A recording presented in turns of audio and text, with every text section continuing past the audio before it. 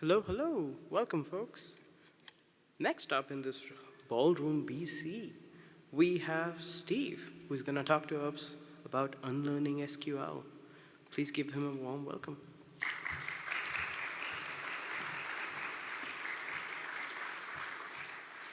Thank you, thank you. I realize that we're sort of at the very end of things here, and so I know now who the most dedicated, smartest, best-looking people at PyCon are.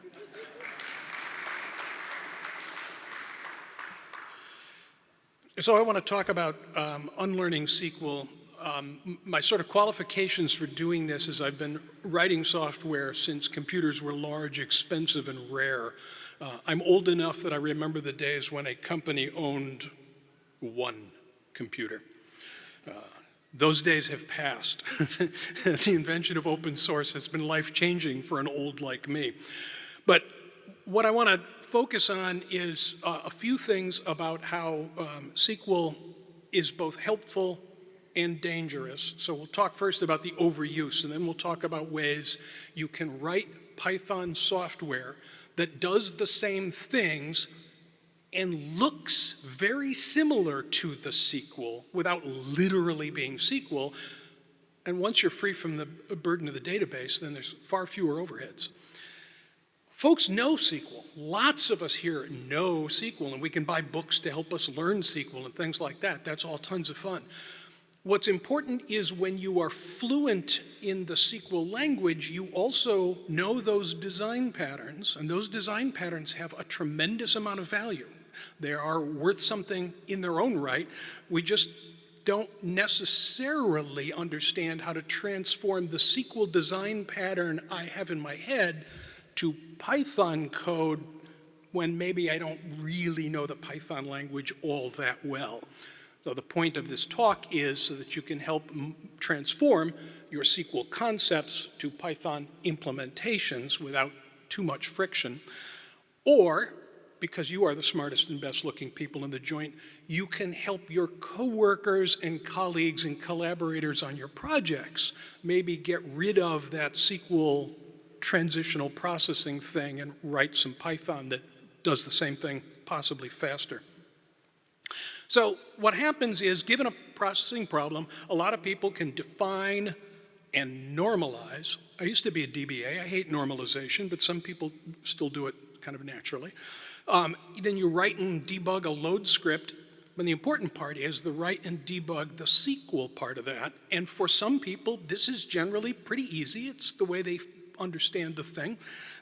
It's not always as easy as it may seem. It's just that they understand the SQL and they don't completely understand the Python. And the other big problem is that a database has overheads. It has huge piles of overheads. It's a very complicated piece of software. And the reason I put this presentation together was working with some poor schlub who had been struggling with transient data processing, creating the table, loading the table, querying the table, dropping the table, and secretly the database engine doesn't just drop it. It responds with a status code that says the table is dropped, but when you go to do the create doesn't work. So this poor person is fooling around with trying to get the create retry loop to work. Is that doing the processing of the transient data, or are you just fooling around with database internals? What are you even doing? How is this helping anybody? Stop doing that. What I had to ask, this is a difficult question to ask, but I had to ask, what kind of idiot uses a persistence engine for processing transient data? The answer to that's not helpful. Now I know what kind of idiot does that. But what we have to actually ask is, how do we get past using a persistence engine like a database to process transient data? And how can I rework that design to be in good Python? So the essential part of SQL that we're interested in, just the core of the select statement, the select from where part. Later in the presentation, I'll get to the drop and group by, or the group by and having stuff. But we'll just focus on these three things first. So there's this little workflow thing here that You take the from clause with the tables, you process the filter of the where, and you do sort of some processing in the select to pick which columns or which calculations you want done. And you'll notice that I've annotated this with three higher order functions, itertools, product, filter, and map. These are not suggestions or kind of notional ideas that maybe help you understand. These are literally how you implement these things. This is actually what the code is and does. And for the people who are functional programming oriented people, wait, this is literally functional code. Right, oh, good idea. These are lazy generator expressions. To make it, in case you want some more clarity there, it's literally itertools product. It is literally a generator expression to do the filtering. And it is literally the expressions that you could write as individual functions to compute the stuff in the select statement. And if you give them names like this, from, where, it maps to the SQL, pretty directly. It's not super direct, but it's better than nothing. And yes, the Python version of it has a lot more syntax. There's parentheses and commas and hoo-ha in there and whatnot, especially the select part, which is really more complicated looking. But on the other hand, all that extra syntax is places where you can insert more Python processing than SQL normally does. Good, because now you can escape the constraints of SQL. Bad, because you can make a mess of things. But if you follow the SQL design patterns, things should fit together pretty nicely. In order for this sort of functional approach to work, the tables in your from clause need to be some sort of iterable sequence. I choose to use a list of dict because it's kind of fun and simple. List of name tuples is often a lot nicer.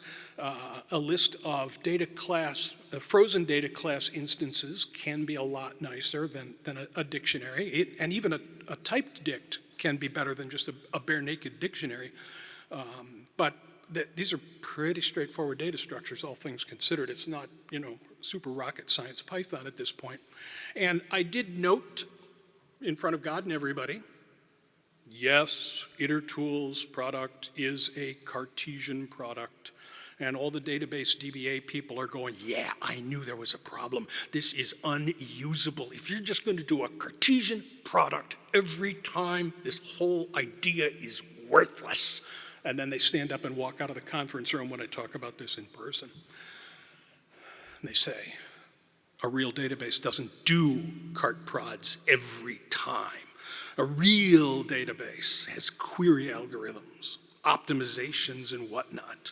Therefore, you, Steve Lott, your idea is worthless. You are worthless. It's a bad idea, and you're a bad person for suggesting it. And I have to agree. Query optimization requires extended syntax. Sorry about this, but it does. You also have to design the indexes. They don't appear magically. And statistics. Most database engines need statistics to decide whether or not it's worthwhile doing a different query algorithm. And the statistics thing means that you have this other administrative step that you technically have to do outside your SQL processing, adding yet another mental overhead. Oh, not only do I create and load the tables, I have to run the stats generator, and then the query runs quickly. You can do the optimizations in Python. It's just algorithm stuff. We'll touch on it in a moment. I want to go back to the clauses. The from clause was itertools product. The where clause is literally the filter function, or maybe a generator expression, your choice, pick them. Either way, the idea is that you have this condition, the where condition, and I've moved the condition into a separate function because it's kind of hideous as a lambda, but it's not terrible as a lambda, but people debate the value of lambdas. But so this function, you'll notice the return part of the function looks vaguely like SQL. And that's sort of the benefit of doing some of this kind of SQL design pattern to Python implementation, is if I write my Python kind of neatly in an organized way, kind of SQL-like, I get an implementation that kind of fits my mental model of those SQL design patterns. It doesn't require a lot of brain scrambling to understand it. Same thing true for the select clause. I've got some expressions I want to evaluate to pull columns or computations out of the result set. And again, I can write that computation as, in this case, as a defined function with whatever it is it does. And what I did here, by the way, you'll notice in that function, I have an actual if statement. At working as a DBA, that was 99% of the questions I answered, is I have this conditional processing, what do I do? Because I don't have an if statement in SQL. And so this is just one of those things that you either have case statements in the select statement or you have multiple select statements that you're unioning together. Oh my God, it's a huge pain in the you-know-where. It hurts to sit down afterwards. And I don't want to do that. I just wanted an if statement. And ta-da, here's my if statement buried in the middle of my select processing.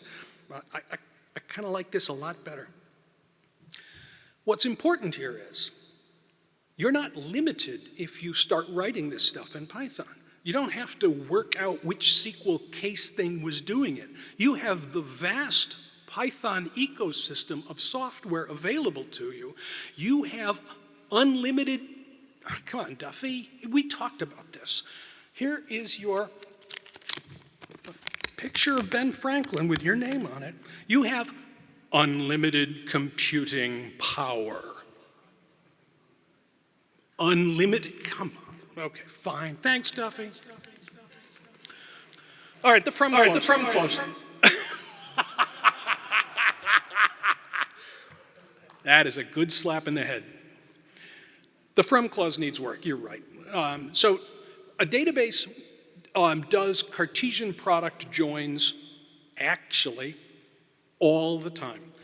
Very small tables, a table that is one physical database page goes into cache, and the database just keeps reading that table. You can define indexes all you want, but most query optimizers are smart enough to say, do I want to go read a index page and then read a data page, or do I just want to read the data page the hard way? Now, there are two common alternatives, the sort merge join and the lookup join, and if you've done this sort of thing with looking at the internals of how the databases work, there's explain plan statements and all that kind of stuff.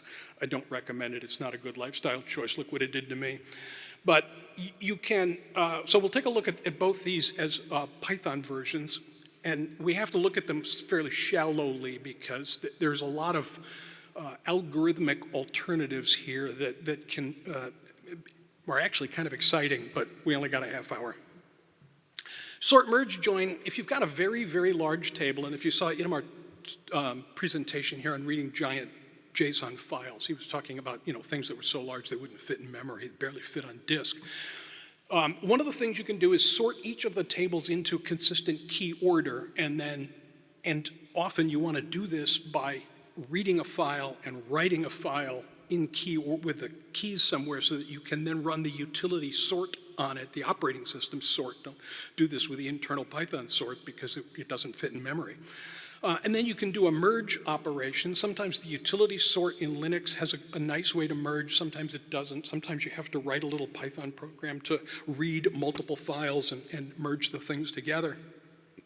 And any of the more complicated and sophisticated join algorithms like the outer joins and whatnot are all just sort merge joins. It's not really terribly difficult. It does require a little thinking, but they're not that bad. And when you do them in Python like that, taking two lists and sorting them and merging them, it runs quickly, all things considered. You just wind up with a lot of stuff in memory.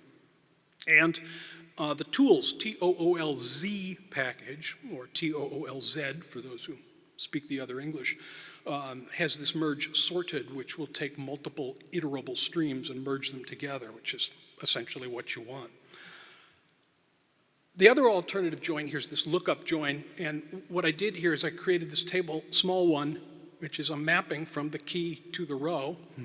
And then when I want to process it, the from clause processing is, I got the row from the big table, and I go to look one up from the small one table and look up another one from the small two table and whatnot.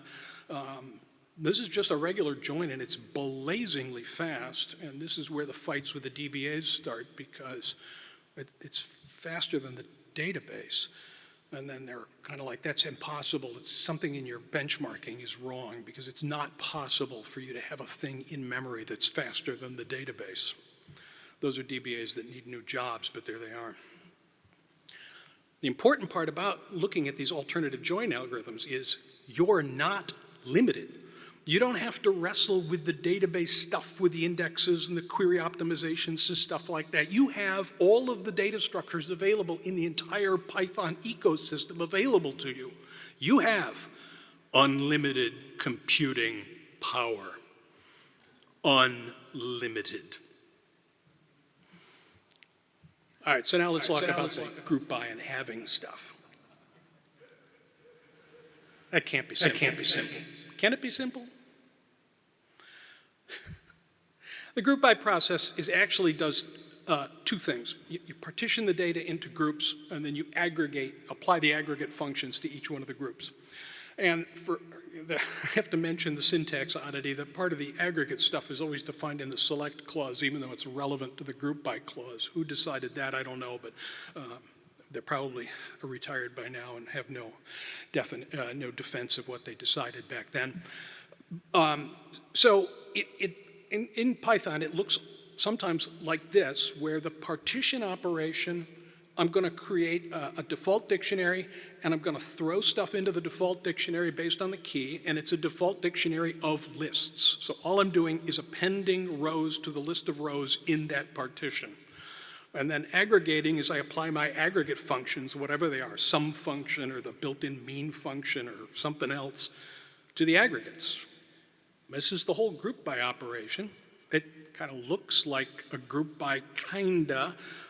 It's just that the computation of what the keys are is sort of hidden in one line of code, and the aggregate functions are in other lines of code, not in the select statement.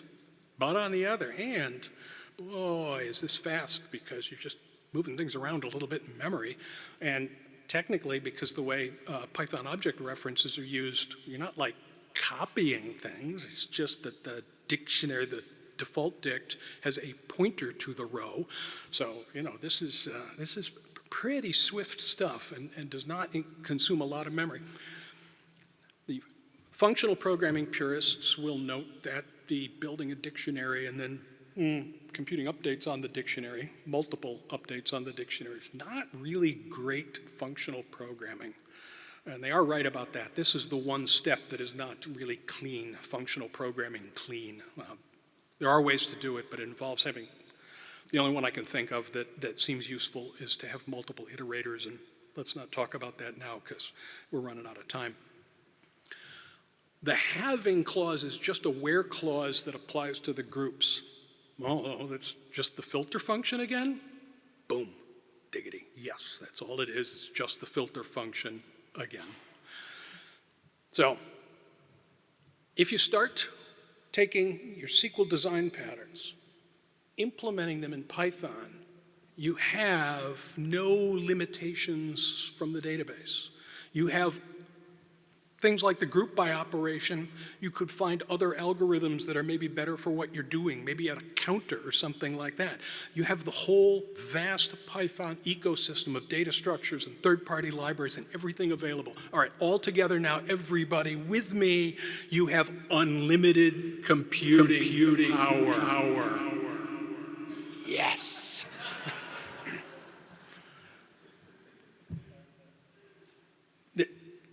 I got another picture of Ben for you, Duffy. So, SQL has a lot of helpful patterns that describe a desired result. Really, I mean, the point of SQL's select statement is that it describes the shape of the result, and that's why there's query optimization in the database. The actual algorithm Hidden from view under the table is this sort merge join or a cart prod join or lookup join or some combination of those things. And, that implements the select statement. Select statement is a specification of a desired result. The SQL can be limiting because the language only has a subset of the kind of operations you'd like to have. A lot of databases have, cool add-on modules with your geolocation data and other sorts of things. But then when you look at other Python libraries, you say, well, the database geo library is okay, but this Python library, much better. I need that unlimited computing power.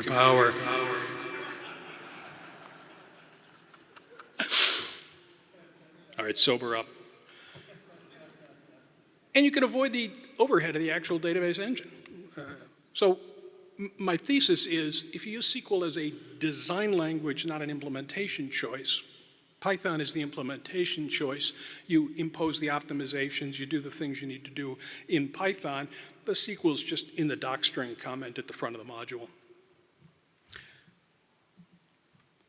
And when you're looking at it from a functional perspective, there's the little pipeline from where select, not written that way in SQL syntax. You write the select part first, but really it's the third step in the pipeline. From where select through to the group by through to the having. You can think of it as nested functions. In fact, I submit perhaps you should think of it as nested functions. There is no state transformation in this when you're doing queries. And I have to note that the select from where ordering is always confusing. Why the select clause comes first, but it's kind of a necessary hack because the update and the select statement both have the same kind of from where thing. And so from where update and from where select, the first word's not a hint as to what's going on. So okay, fine, I see why you're doing this with the select first, even though it's not the first thing you do. And I've noticed in the little embedded formula with all the parentheses for even people who don't like math, the little G sub A and G sub P is because the group by aggregate applies to the group by partition, which applies to the select and blah, blah, blah, moving in. It's important to kind of separate those two, even though they're written in one clause in SQL. They're not really one thing. It's kind of a hack they did that I think is unhelpful, but we had. So you can, under some circumstances, if you've got a kind of a tidy condition and you have a nice little row builder function and your group reduce function is sort of cleanly separated, you can have basically a stack of generator expressions, higher order functions that do the work. And because the, variable names all kind of look like SQL variable names, the SQL design pattern, I think, can be apparent to colleagues and coworkers and folks that you are on your open source project, and so they can read it and they can, understand it, make sense out of it. So I think this approach has some value because it can break the constraint of the database. And most steps are lazy and don't compute big intermediate results except the group and reduction thing, the algorithm that I show earlier in the slides with the default dict does compute a big intermediate result. So my call to action is stop using SQL, and in particular, stop using a database as a data transformation tool. Don't put transient data.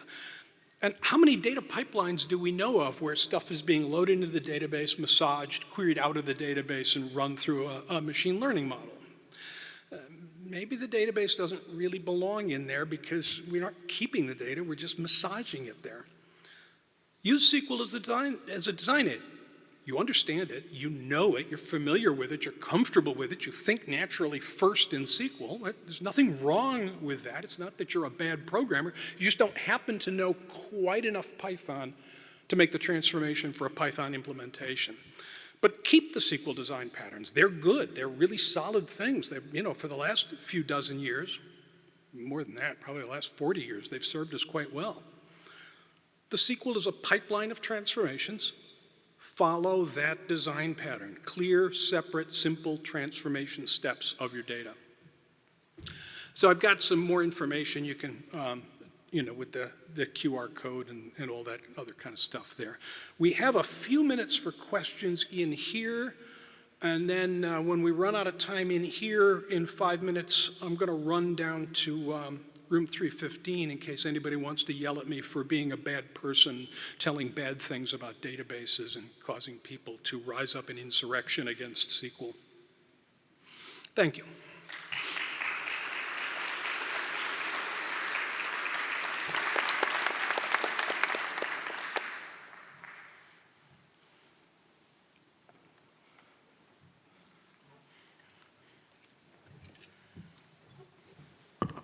Hello. We have mics next to the camera in the middle of the room. Feel welcome to step forward. Please make sure your questions are brief and actually questions. Hi, I'm just curious what you think about DuckDB and other libraries that are kind of taking SQL or SQL-like language and kind of doing some transformations in the background. Much of that is lovely, and some of those, in-memory databases, the big fist fight in the Python community is always over SQLite. How much overhead can SQLite really introduce? Well, benchmark it, and you'll discover that it's non-zero.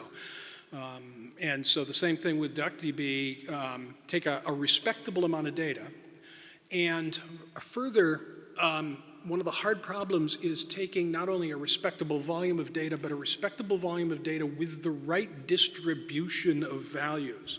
This is a brutal undertaking, but the ratio of rows between the tables in a join is a giant consideration in how fast the database engine can process these things. And try them out between your code, DuckDB, PostgreSQL, and see which one of those things is faster. And when your data sets are relatively small and fit in memory, 100,000 rows or less kind of things, the Python stuff is fast because you deserialize it once and then you do all your work on it. Whereas with SQLite, you're deserializing and then deserializing it once to get into Python, serializing it to get into SQLite, deserializing to get it out of SQLite so you can process it. And DuckDB doesn't make that go away, but it reduces some of that back and forth thrashing about.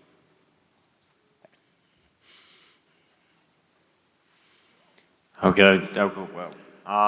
So I'm primarily a Kotlin developer, which I know is probably sacrilegious to say here, but I've noticed a ton of similarities in this kind of design pattern that's baked into Kotlin. So I was wondering if you drew any inspiration outside of Python, or is this just your own kind of brainchild? Well, because I've been doing this since, the last millennium, and when you think about the last millennium, that was like 1,000 years ago. Well, if you round up. So yeah, I can't say that this is my own idea because I've I've seen so many things along the way that it was like, well, I want to steal that and I want to steal, how can you not steal all those things? Yeah, that's awesome. Well, thank you.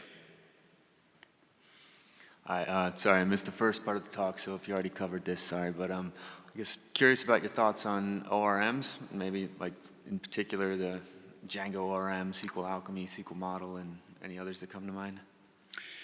For the most part, if you're working with persistent data and you're doing inserts, updates, and deletes on data that's persistent, ORM is a very helpful thing. If you're working with transient data where you're pulling it in from something, stuffing it in a database temporarily, massaging it, and then deleting it from the database, the ORM is pleasant, but it's a symptom of a deeper problem that the model that the ORM was exposing, different from the model that's in the SQL database, you could have just used that. Bring it in, and so your ORM gives you named tuple-like and frozen data class-like structures. And if you're using Pydantic, sometimes you'll even have a Pydantic version of it that wraps around the SQL Alchemy version of it. Just use the Pydantic one and be done with it. So if it's truly transient data, don't be messing with the database, which means don't be messing with the ORM. Thanks. Hey, great talk. When I do this sort of thing, I use itertools.groupby instead of is that just to avoid the sort why you didn't do that, or? That is exactly the point. The itertools group by requires a sort. If you have a lot of data and it's already sort of close to sorted, an extra sort past Tim sort's pretty quick for that kind of thing. But for some things, especially if you've done a bunch of complicated, multi-table joins where I have to look this up and I have to look that up and I have to look that up and I have to look the other thing up, at that point you've got who knows what order the things. And so just stuff it in a default dict list and life is much, much simpler, because then you kind of, all you did was leave off the sort stuff. Right, But yeah. in other cases, this raises an interesting point, and this is sort of the unlimited computing power part. If I'm using the bisect library to build lists of things in key order, that can be an order log n operation, which is not much worse than sorting, but then they've been built in the right order to make the sort merge work out well.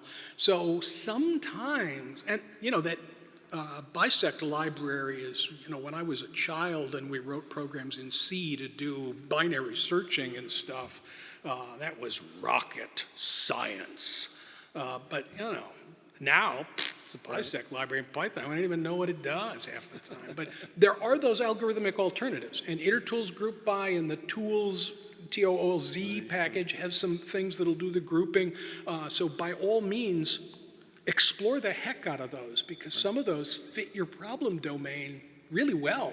And all of a sudden you say, wow, this takes half the time the other one did. This is great. Okay, cool, thanks.